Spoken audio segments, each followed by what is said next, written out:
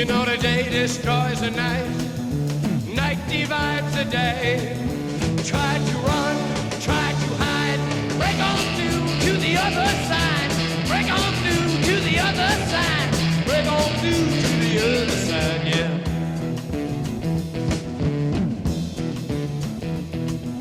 We chased our pleasures here, dug our treasures there. But can you still recall the time we cried? Break on through to the other side. Break on through to the other side.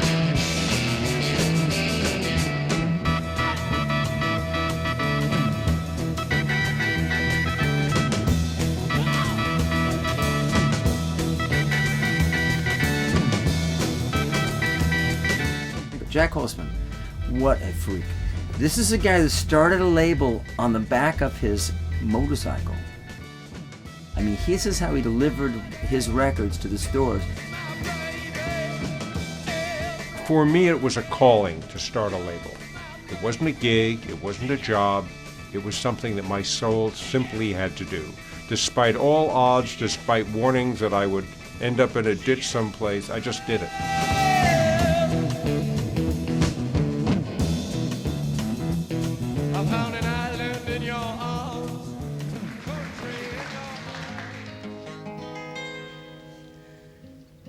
This song was written by Pete Seeger, and the credit to it reads Pete Seeger and Ecclesiastes, because the poem is from the book of Ecclesiastes in the Bible. It's called Turn, Turn, Turn.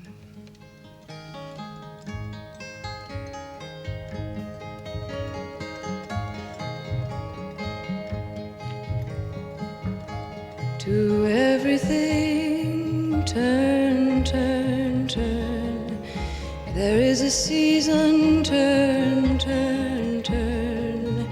And a time to every purpose under heaven. When Vanguard signed Joan Baez, I was pissed off because I hadn't even been in the running for that, and I don't know why. So I think I said to myself on one level, I want my Joan Baez. A time to kill, a time to heal. But I was looking for a very special kind of singer. A time to weep. I came into the early years of Elektra when I started recording. To everything turn. I was a performer. I was a person who was accustomed to taking a song, finding a song, and crafting it so that I knew what to do with it and then performing it. And of course my luck was that I'd run into folk music when I did, because it was just at the beginning of the folk boom. Time to build up, a time to break down, a time to dance, a time to mourn. I was told about Judy Collins by Bob Gibson, one of the great folk singers, great interpreters of folk song, and I went to Colorado to take a look at her, and I didn't think she was ready. And about 6 months later, she showed up in New York, and I went to a performance, and I said, "You're ready." There is a season and a time to every purpose under heaven.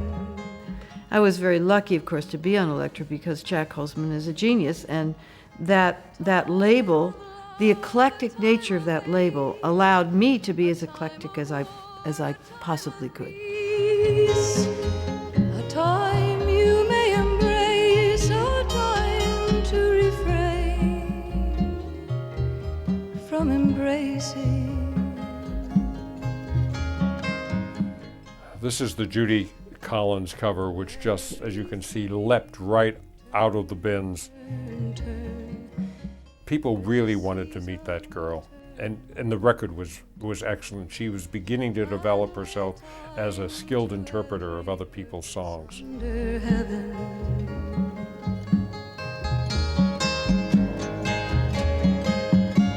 A time to gain, a time to lose, a time to rend, a time to sow, a time of love, a time of hate, a time of peace.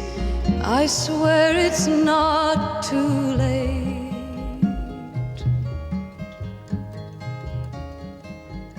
to everything. Turn, turn, turn.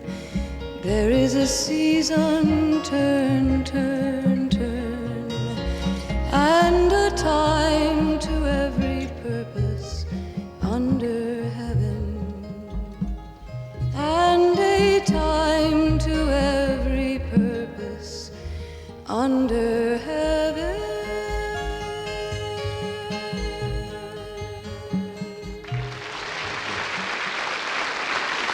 Thank you. Thank you very much. Here's to you, my rambling boy. May all your rambling bring you joy. Sing it with me now. Here's to you, my rambling boy. May all your rambling bring you joy.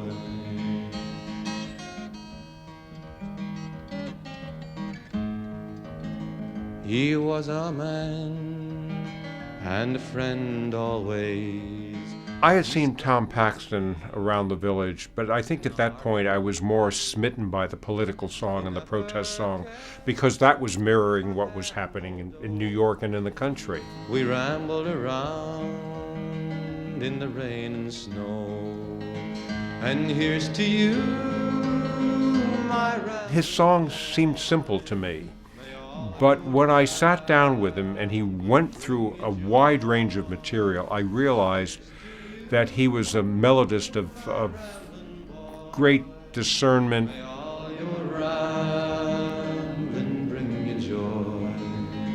In Tulsa town we chanced to stray. We thought we'd try to work one day. The boss said he had room for one. Says my old pal, we'd rather bum.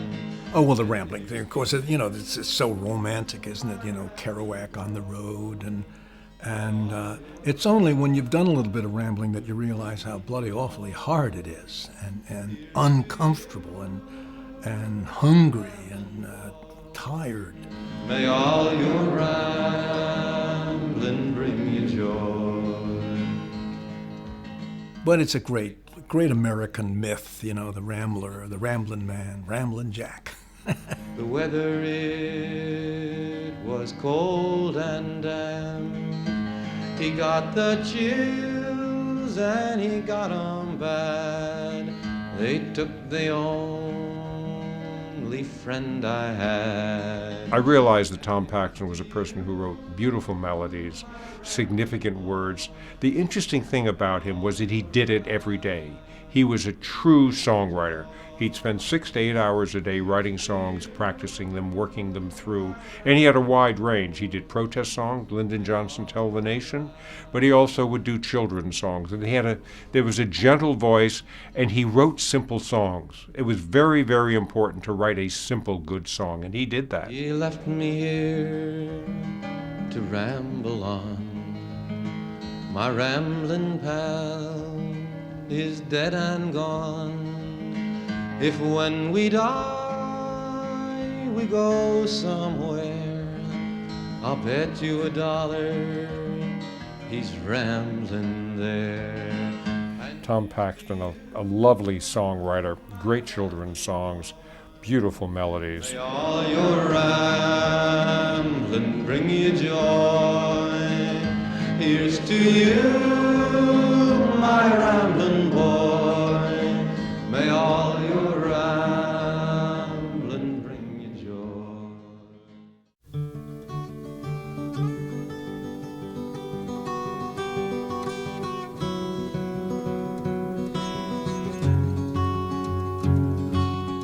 The West Coast is an interesting conundrum, because music that was made on the West Coast and record labels that were based out there, with the exception of Capitol, their records rarely moved eastward. Records made in the East moved to the West very comfortably. But I had been there in 1964 looking for artists and really couldn't find much. You'll do just what you choose to do. There was an LA scene, and then there was a San Francisco scene, and they came from different points of view. San Francisco was much more dope infused and a little bit more raw. The scene out of Los Angeles was more careful in a way, but the artists that were in Los Angeles were wonderful.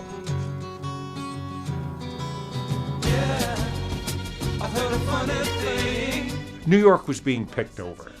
All the record companies were based in New York, and they were all going to the same shows. And suddenly there were 8 other A&R men, and it was tough to make a move. In California, the East Coast people were not paying a lot of attention, and that's how I found Love. I walked into a club one night, and there they were. Arthur Lee and Love, one of the few certifiable geniuses I've run into music making. He could play each instrument better than any member of the band, and frequently did.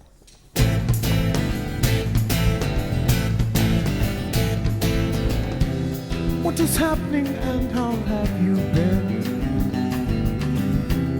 Gotta go, but I'll see you again. And oh, the music is so loud. And then I fade into the dark.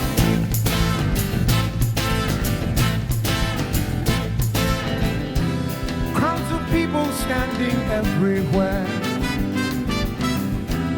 Across the street I'm at the slop affair. And here they always play my songs.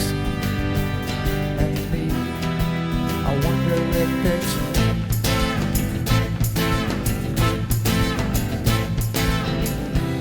wrong or right, they come here just the same, telling everyone about their games. If you think it obsolete, if you go back across the street, yeah, street.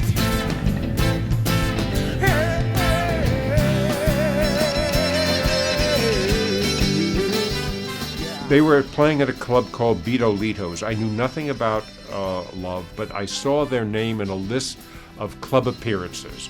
I said, well, interesting name for a group, I better go see that. And a friend of mine who knew about the band went with me, and I walk into this place, which I previously described as the black hole of Calcutta with a door charge. And there was Arthur Lee on the stage, the tongues of his shoes hanging out. He had these sort of granny glasses hanging down on his nose, and they had prismatic lenses, one red, one green, like you used to see for watching stereo movies. But he was seeing things like a bug would see things, 16 different views out of each eye.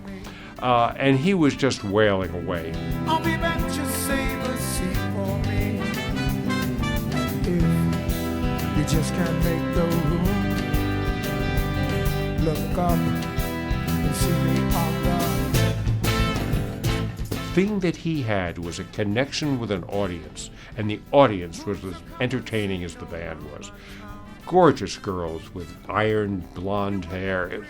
It was a scene out of a benevolent ring of Dante's Inferno, but it was alive. And I just was smitten with it, and I spoke to the band, and we signed him within 48 hours. yeah. Great. Hey. Love Forever Changes. Voted most every poll as the number 1 or 2 album to come out of the Los Angeles rock scene of the 60s and early 70s.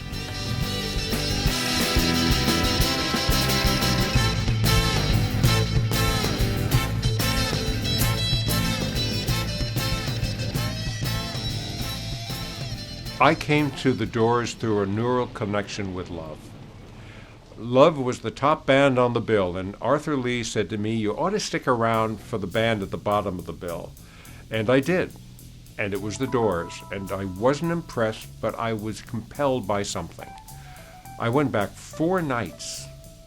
The 4th night, sometimes if I hear a specific song that I have some familiarity with, and I get that, that's the portal through which I come and totally understand their music. They happened to play the Alabama song from Mahogany, Brecht File, and I said, wow, and now I get it.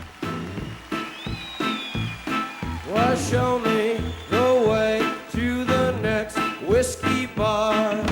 Oh, don't ask why. Oh, don't ask why. Show me the way to the next whiskey bar. Oh, don't ask why. Oh, don't ask why. For if we don't find the next whiskey bar, tell you we must die. Tell you we must die. Tell ya, I tell ya, I tell ya we must die. This was a band well versed in verse. They were well read. They had seen a lot of movies. They listened to a lot of music. John Densmore and Ray Manzarek were essentially jazz musicians. It gave Jim a lot of freedom, and each of the benefits that were brought to the group by the individual musicians was used by the entire group. The group also made decisions as a unit. If one person didn't like me, we never would have had the Doors. Oh, moon of Alabama. They would contend to be just as big as Love. They ended up being much bigger. We lost our kiddo, mama, and must have whiskey, oh, you know why. Tim Buckley is 21. He writes some of his songs with Larry Beckett, who he describes as a poet who is now starving in Venice, California. But it's unlikely that Tim Buckley is starving, because having made a considerable name for himself in America, he's now on the way to becoming a cult over here. Tim Buckley's roots are in blues, country and folk music, and his songs have a plaintive, poetic quality which reflect these roots. Here's Tim Buckley with Lee Underwood on guitar, Danny Thompson on bass and Carter Collins on conga drums. The song, which is composed by Tim Buckley, is called I'm Coming Home Again.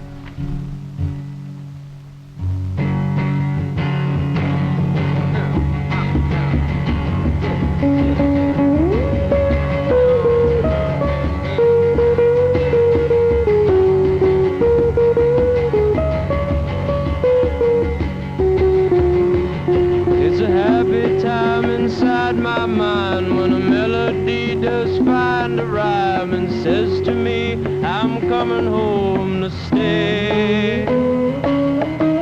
Oh, coming home to stay. Well, now it's just the same old story, something about love for glory, a nickel and a dime, a dozen fame. Oh, it's such a shame, the way they'll use your name. Tim Buckley was another artist that wrote songs from the inside out, and he was a very careful songwriter.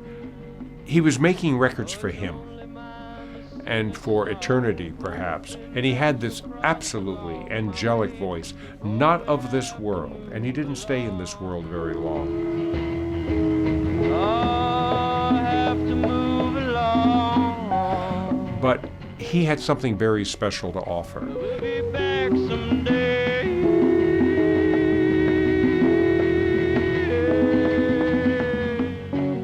And he sort of made more jazz-oriented records with people that he could woodshed with, and Happy Sad came out of that experience on the Lorca album, which is really a classic album, came out of that as well.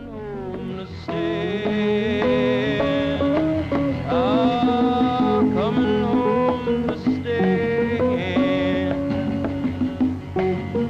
Coming home to stay.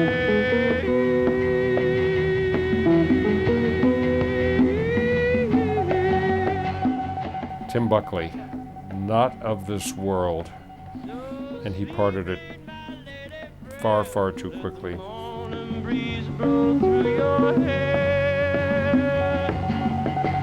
Sleep late, my lady friend.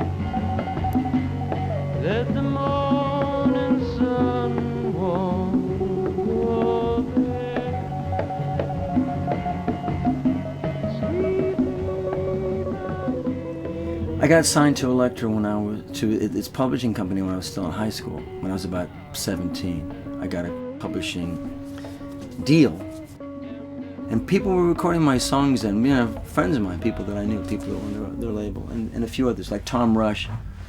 I think he was on Elektra too. Tom Rush, great bottleneck guitar player, still performing widely, has a very, very large audience, and a wonderful human being. I've been out walking. I don't do that much talking these days.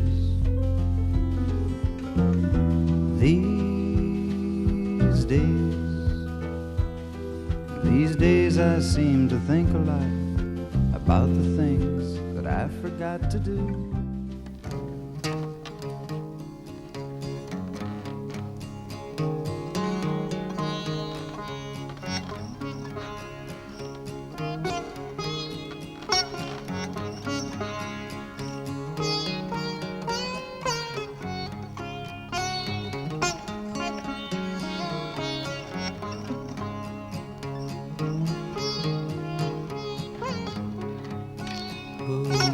The White Castle, who moved the Black Queen, when Gimel and Daleth were standing between, and out of the evening was growing a veil that pined for the pine woods and ached for the sail.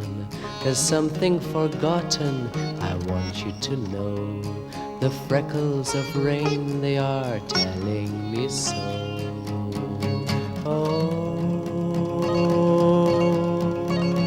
It's the half remarkable question.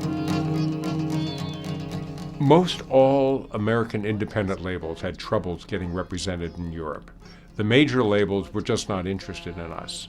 And so in the mid-60s, we decided to set up shop here in the UK.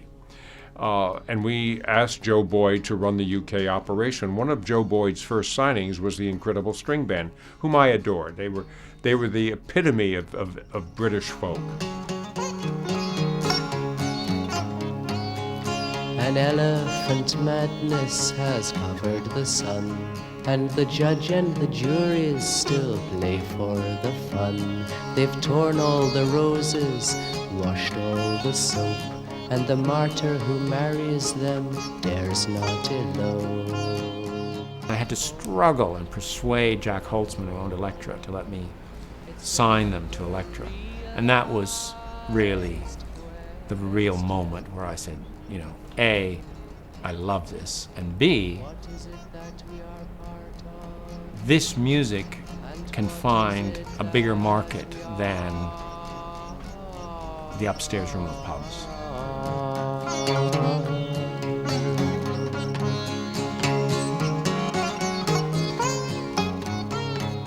Oh long, ere yet my eyes braved the gates enormous fire. It had various different incarnations. I mean, the first part of the Incredible String Band, 1965, we made one record for Joe Boyd and Elektra, which was essentially just what we'd been doing in the clubs before that, plus a few new songs. And after that record, everyone thought that was pretty much it. We'd made a record, that was it.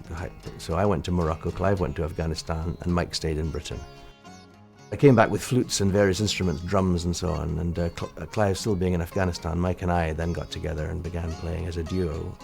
And that's when that first record, 5,000 Spirits, that actually got into the charts and so on at that point, because it happened to coincide with what was going on in what was Flower Power. The flower and its petal, the root and its grasp, the earth and its bigness, the breath and its gasp, the mind and its motion, the foot and its move, the life and its pattern, the heart and its love.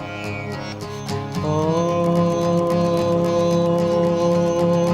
it's the old forgotten question.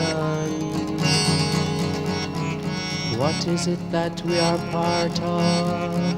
Oh, what is it that we are?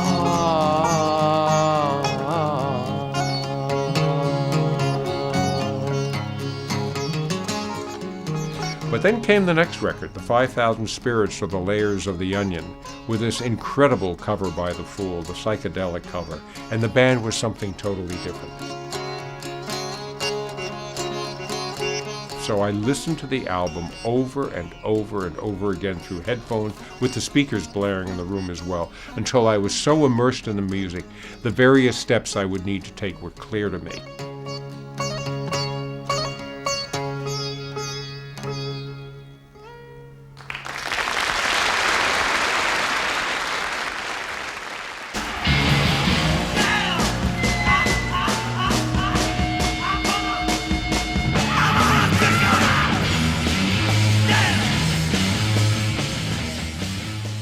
The MC5 and the Stooges came to Elektra through the good offices of an artist relations person on our staff named Danny Fields.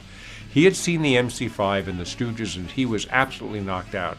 And he called me on a Saturday and he said, "You've got to sign him. I'm not getting off the phone until you sign him," sounding like me. The girls can't stand it when you're doing right. Let them up on the stand and let them kick out the chair. Yes, kick out the chair. I called Jac Holzman at Elektra, who was the president and owner of Elektra, and I said, "Hi, I'm in Ann Arbor, and I just seen two of the greatest bands. Now, one of these bands is really big locally. They draw in 3,000 people. They have local radio on their side, blah, blah, blah. And they're all wrapped up and ready to go. The other band is a little more outre." Since we broke away for our message, Iggy has been in the crowd and out again 3 different times. They seem to be enjoying it, and so does he. Get all right. Get all right.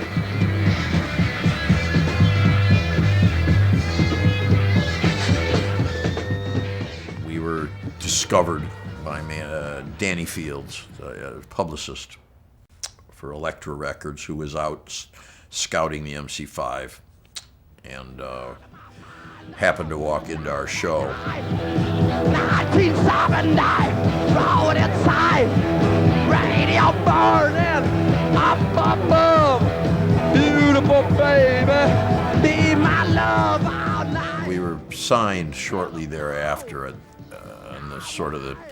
as an afterthought to the signing of the Five, and that's a big deal in a small town area. So after we got signed, we began to get. Then we had an agent. We could get $100 for a gig. We could get $200. We could get $300. We could get $500, and up to where we could draw 1,000, 1,500 people ourselves, or if we tried to cross the state line, we could draw 15 people who regretted having paid. Which is like, if we went to Ohio or something, it's like, what is this? This is nice. These days, such a procedure would take from the time someone saw someone they loved until they got signed to a record company, would take a year. That very Monday morning, on the phone, the president of the record company said to me, "Make a deal, sign them." So I said, we both signed to Elektra Records. And that was a big deal then. Everybody knew Elektra who collected music. That's peanut butter. And I couldn't make head nor tail of the Stooges, but Danny insisted I should make a deal with them, very much like the deal I made with the MC5, and he so believed in them that I had to back his belief. The Stooges, one of the richest act in terms of memories I have, and one I didn't want to sign and had to be convinced.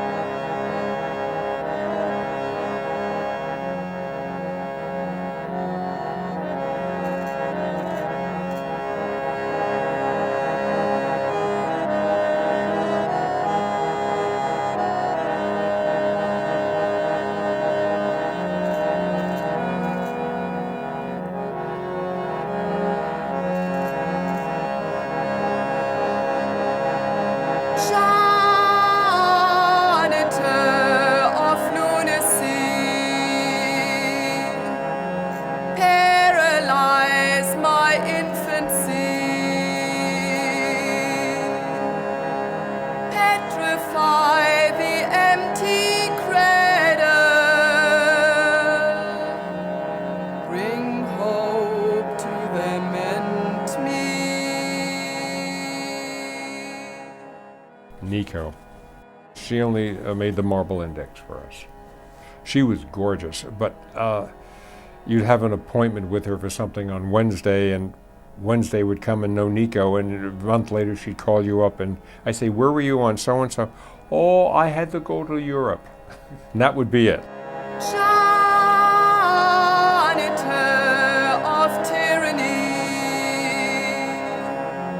Testify my vanity, mortalize my memory. She and her harmonium was a world that was fascinating. And she had been influenced by writers like Leonard Cohen and Jackson Browne.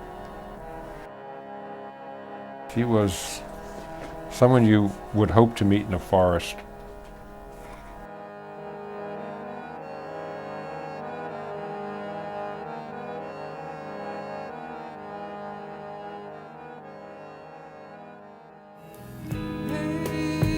Have you ever tried really reaching out for the other side?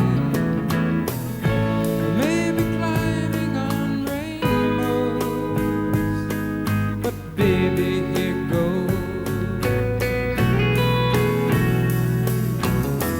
Dreams there for those who sleep, and life it's for us to keep. If you're wondering what this all is leading to, I wanna make it with you. I really think that we could make it, girl. The thing that attracted me to Bread was, in part, the doing of Tom Paxton. Tom Paxton knew how to write simple songs. Bread wrote songs that were even simpler, with absolutely exquisite melodies. How tough it is to write a simple song with one-syllable words. Almost impossible. The first record came out at the same time as Crosby, Stills and Nash, and it kind of got lost. But the second record, I put him back into the studio immediately after the first album, and I walked in there one day and I heard several songs, and Baby I'm a Want You is what I chose, and it became their first hit single, and the band just was incredibly successful as a result, and they were great fun to work with. They also used the studio at times of the day when no other act would ever use it. They came in at 9 o'clock, took a break at lunch for about an hour, left at 5, went home to their families. Everybody else was coming in at 7 o'clock, so we got a lot of use out of the studio.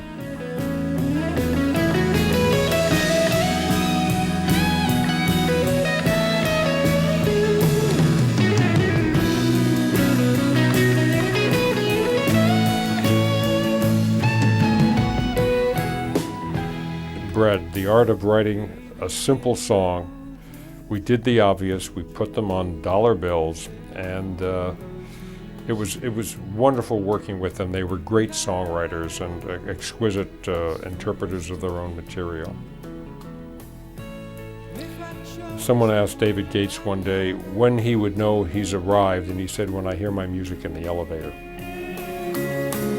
I'd like to make it with you.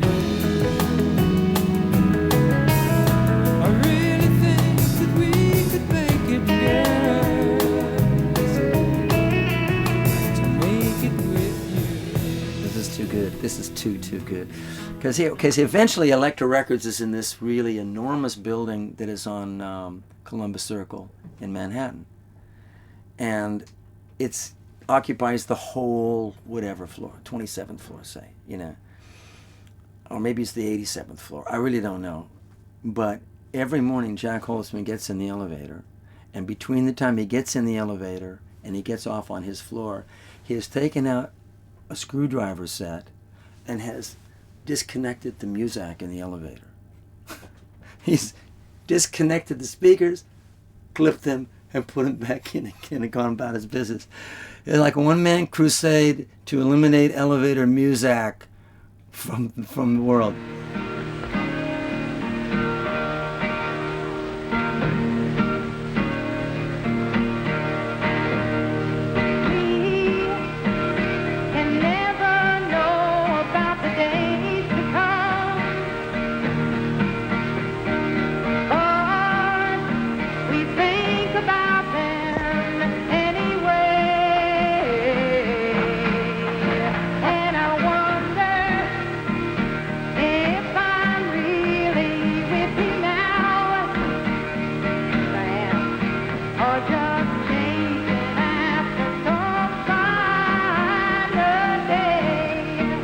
The thing that was interesting about Carly is of all the artists I've ever had, she was the one who was born with a golden spoon in her mouth. She was from the very famous Simon & Schuster publishing family. And the parents had a salon, and they had the greats in on the weekends and for salon evenings and afternoons. She was very tall, she was gorgeous, she had a wonderful voice. And it was if a writer from The New Yorker was writing songs.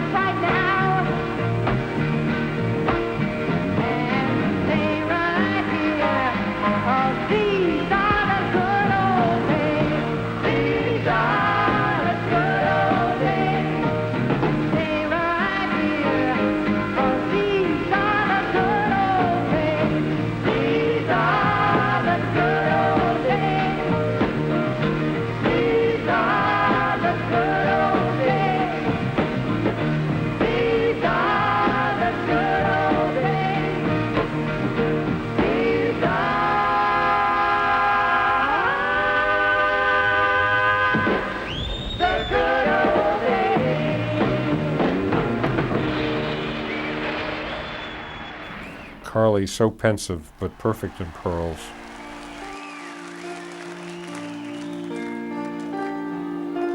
Mama just killed a man, put a gun against his head, pulled my trigger, now he's dead. Mama, life had just begun, but now I'm gone and thrown it all away.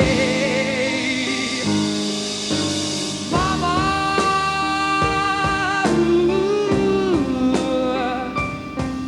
didn't mean to make you cry.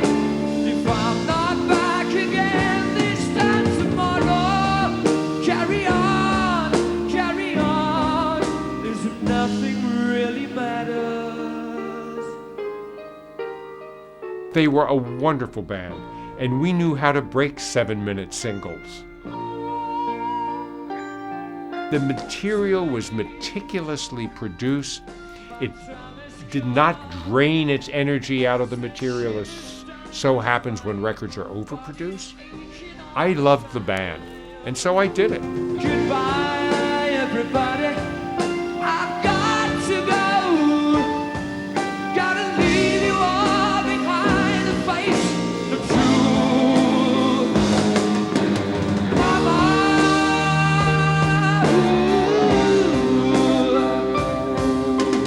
I don't want to die. Sometimes wish I'd never been born at all. That's what was great about it. I could record anybody and anything I wanted. And I had a seat at the grown-ups table, namely the major labels table, because we had shown that we were what indies do best.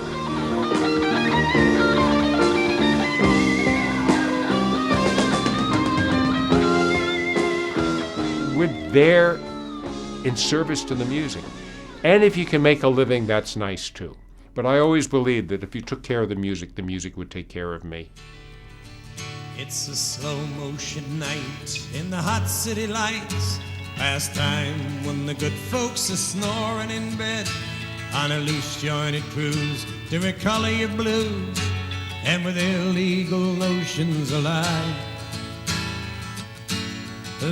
in your head. Elektra never lost an artist to a major label in a negotiation. In the case of Harry Chapin, who was also going to Columbia and told me he was going to Columbia, I smarted for a week because I did not have that artist. And I finally came in early one Sunday morning and said, I'm at the airport and I'm coming to your house and I'm not leaving your house until I've convinced you to sign with Elektra. And that's exactly what I did. And she's all that you're hoping as her coat falls open. Give her bread and she leads you to a bed on the floor, where for 10 million years and through 10 billion tears, the armies of bootmen have marched back from their war. By that time we had merged, we had formed a consortium, in effect, of Warner, Elektra, and Atlantic. And we were part of Warner Communications, and I grandly said, and I'll fly you out on the company jet, with wives and dogs and equipment. The jet was stuffed. And we spent a month in California at the Elektra Studios recording, and it was a wonderful experience. And the medica's bought shots for what you have caught, and your leave is all over, you're back on the line. And you joke in the trenches of the hot-blooded wenches and the things that you'll do when they next give you the time.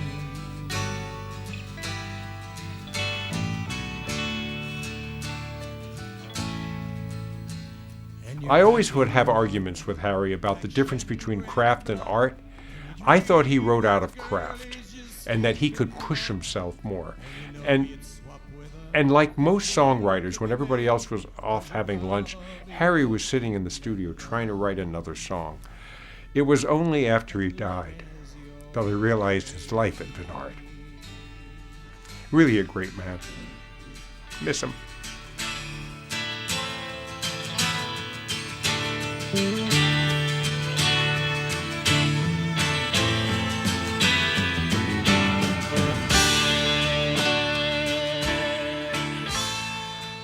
I love my artists. I mean, they took a chance on me, which is well, when we're successful, it's not difficult for them to do. You have a tissue. There are a few artists I feel that way about. Jac Holzman, I think that he's such a clever guy because he's also very technologically savvy. And he was trying to make that serve art, And he was not just a blithering idealist like the kids he let go do this thing. He actually did, run a company that made a lot of money, and in the end he sold it for many millions of dollars.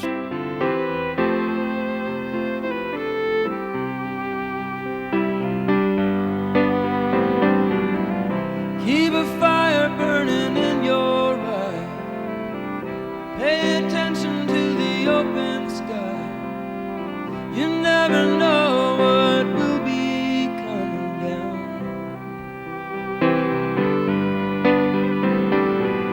I don't remember losing track of you. You were always dancing in and out of you. I must have thought you'd always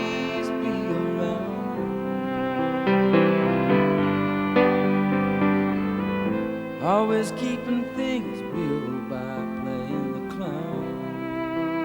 Now you know where to be found.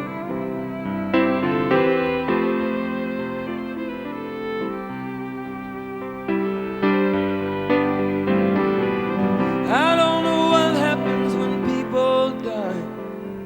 Can't seem to grasp it as hard as I try. It's like a song I can hear playing right in my ear. So Asylum became reunited with Elektra, I mean, that was a whole different label. That was David Geffen starting a label, and then it was, and at a certain point when he sold his label to the same conglomerate, Warner's, they had Elektra sitting around, and they combined Elektra and Asylum and made Geffen the president of that for a few years, and then he moved on. Right on dancing. There's nothing you can do about it anyway. Just do the steps that you've been shown by everyone you've ever known,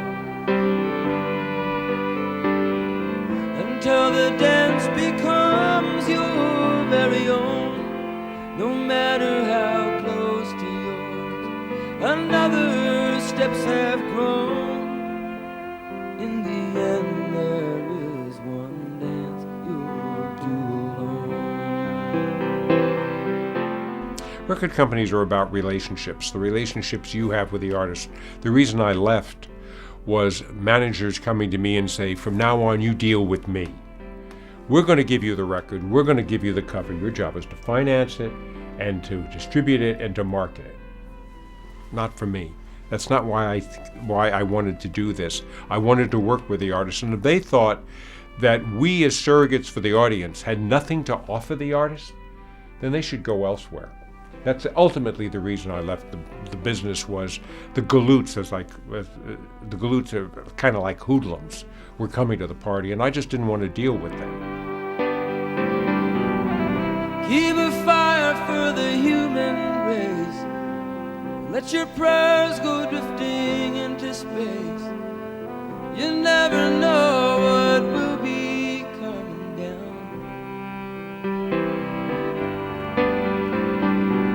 Perhaps a better world is drawing near. Just as easily it could all disappear, along with whatever meaning you might have found. Don't let the uncertainty turn you around. Go on and make a joyful sound. Into a dancer you have grown, from a seed somebody else has thrown. Go on ahead and throw some seeds of your own, and somewhere between the time and the time you go, may lie a reason you will lie that you'll never know.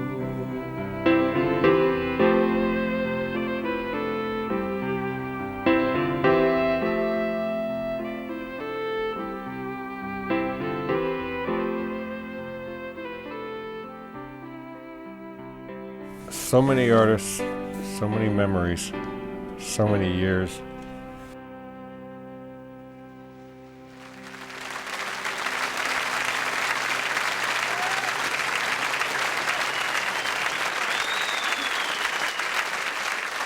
That's a bit of time on here.